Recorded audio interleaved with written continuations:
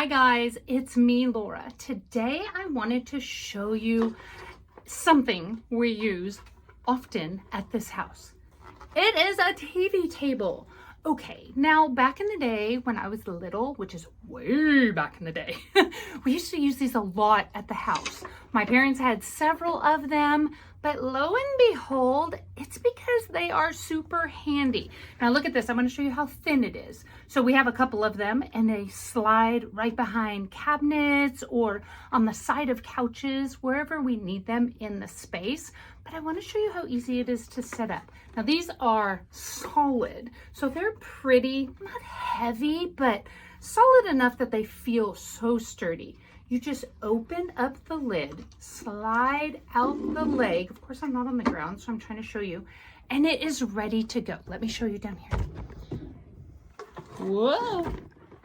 It is fantastic, super sturdy. You can put it next to a couch. You can eat dinner on, which is why they used to be called TV trays, because back in the day, that's what we did. Watch TV, pull up our little TV tray, and lo and behold, it was ready to eat dinner right here on the TV tray.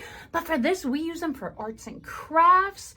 We sometimes use them for side tables. If, for instance, we don't have a side table and maybe someone's sitting on that couch during a family gathering, we have no place for the drinks, so we just whip these out and throw them on the side as a last-minute side table. And then when the party's over, they fold back up, slip away, and they are out of commission until the next time we used it.